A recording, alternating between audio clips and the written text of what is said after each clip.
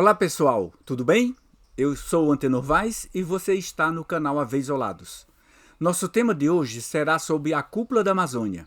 Este evento aconteceu em Belém do Pará nos dias 8 e 9 de agosto e ficou conhecido como a Cúpula dos Presidentes. Quer saber mais? Então vem comigo. São muitas as Amazônias.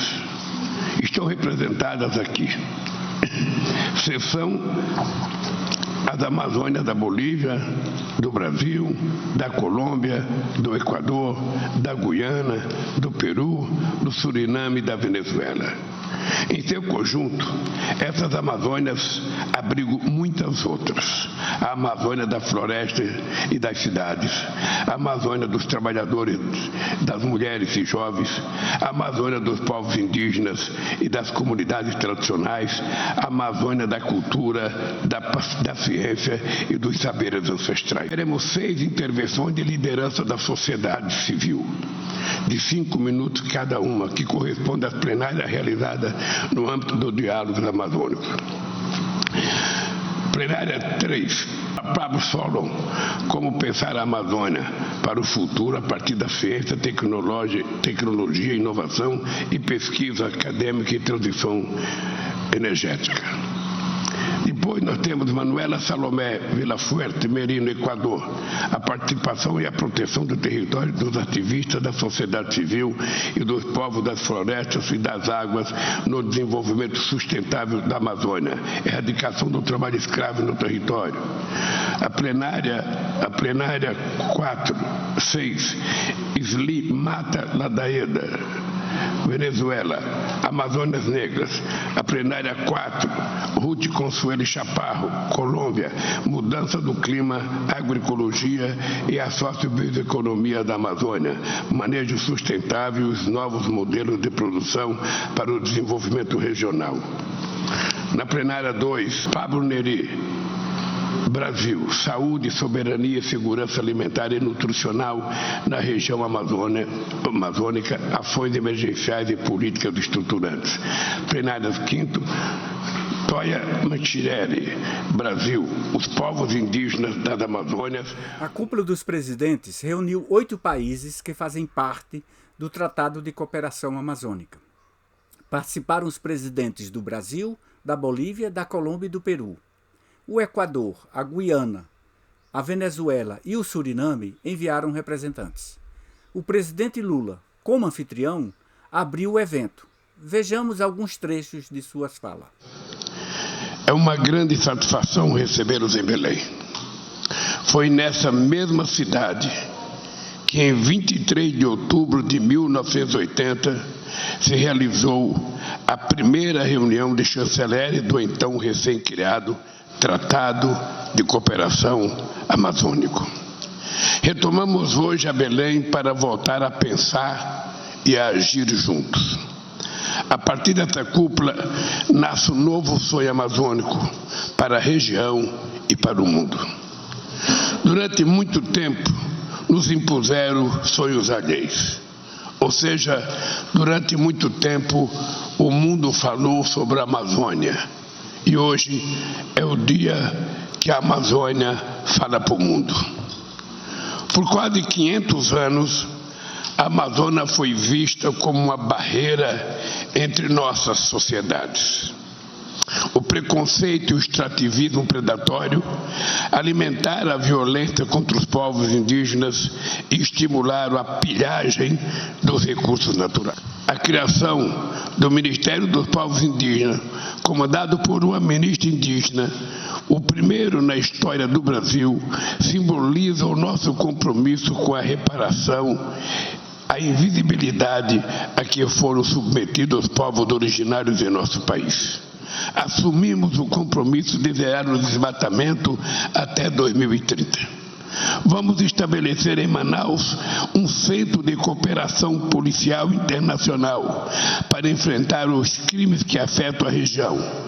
O novo plano de segurança para a Amazônia vai criar 34 novas bases fluviais e terrestres com a presença constante de forças federais e estaduais. A Amazônia é nosso passaporte para uma nova relação com o mundo. uma relação mais simétrica, na qual nossos recursos não serão explorados em benefício de poucos, mas valorizados e colocados a serviço de todos. Também selecionamos alguns trechos da fala do presidente da Colômbia, Gustavo Petro. Vejamos. Nesse tema da crise climática, a ciência e os movimentos sociais e a política andam por trilhos diferentes, ou circulam por trilhos diferentes. Cada vez mais o movimento social se junta com a ciência e cada vez mais a política está presa, às vezes, na retórica. E aqui surge um conflito ético enorme, especialmente para as forças progressistas que deveriam estar sintonizadas com a ciência. As direitas, elas têm essa fonte de escape muito fácil através do negacionismo, através de negar a ciência. Por isso, a falta de razão, o fascismo, tudo isso que temos visto aí desde o século XX, e para os progressistas é muito difícil. Então, isso gera outros tipos de negacionismos, que é, vamos postergar as decisões. O problema é o uso do petróleo, a selva poderia nos ajudar a salvar a vida, mas o que nós estamos fazendo? Explorando ali gás e petróleo na selva. Então, não é um contrassentido total. Então, devemos criar talvez um tribunal de justiça ambiental amazônico. Que este debate da selva, essa selva que extrai petróleo,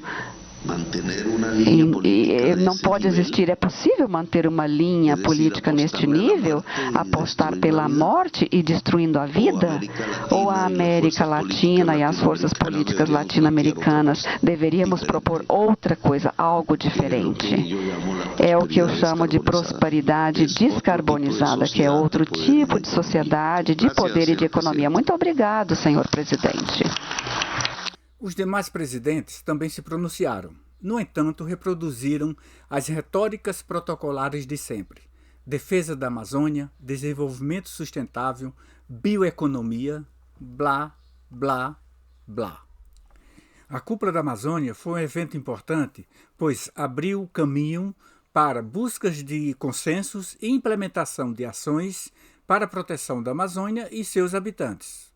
A declaração dos presidentes, divulgada pelos 8 países, apesar de reconhecer os direitos de participação dos amazônidas e da sociedade civil em geral, não criou mecanismos efetivos para a participação da sociedade civil nas decisões políticas. Os presidentes apresentaram uma declaração sem metas para o desmatamento zero, sem uma posição definida quanto à exploração dos combustíveis fósseis e não se comprometeram com a demarcação dos territórios indígenas e quilombolas. E mais, não dialogou com as propostas apresentadas pelas 6 plenárias da sociedade civil oriundas dos diálogos amazônicos. Os governos distanciaram-se dos movimentos sociais e decidiram pelo isolamento voluntário. Isolamento esse que aponta para políticas públicas sem levar em consideração, de fato, as reivindicações dos 27 mil participantes dos diálogos amazônicos. Observa-se uma distância entre a fala dos presidentes e a emergência para se evitar o ponto de não retorno. No Brasil, como afirma o Observatório do Clima, no PAC 3, o governo brasileiro tem uma raiz desenvolvimentista linha dura, e que 80% dos recursos investidos em energia ainda estão comprometidos com combustíveis fósseis. Com relação aos povos indígenas isolados e de recente contato, comemoramos que pela primeira vez esses povos foram citados no documento assinado por 8 chefes de Estado.